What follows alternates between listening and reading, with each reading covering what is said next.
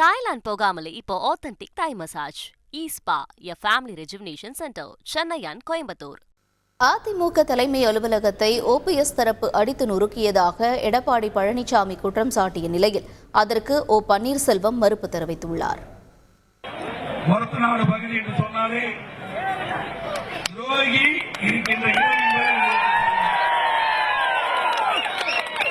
துரோகி வெல்வதற்கு தான் இவ்வளவு 2 கோடி தொண்டனுக்கு சொந்தமான சொத்து அது. இதை யார் கை தொட்டாலும் அவர்கள் இருவரும் தலைவர்கள் அழித்து விடுவார்கள். இது ஒரு கோயில். நாம் எப்படி கோயிலுக்கு போய் தெய்வத்தை வணங்குகிறோமோ அதுபோல் அனைத்து இந்திய அண்ணா திராவிட முன்னேற்ற கழகத்திற்கு கோயிலாக இருப்பது சென்னையில் இருக்கின்ற தலைவர். அதை போய் அடித்து நொறுக்கலாம். அது என்ன செய்தது? நமக்குள் எத்தனையோ கருத்து வேறுபாடுகள் இருக்கலாம். ஆனால் கோயிலால் விளங்கக்கூடிய தொண்டன் என்ன செய்தான்? அவன் வழங்குகிற கோயிலை போய் நாம் அடித்து நொறுக்கலாமா? இது மன்னிக்க முடியாது.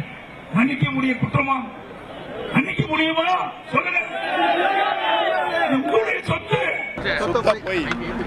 காவல்துறைய சிசிடிவில எல்லா பேரும் இருக்கு.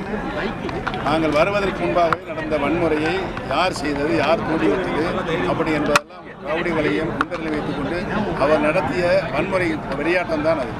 தாய்லாந்து போகாமலே இப்போ authentic Thai massage espa a family rejuvenation centre, Chennai and Coimbatore.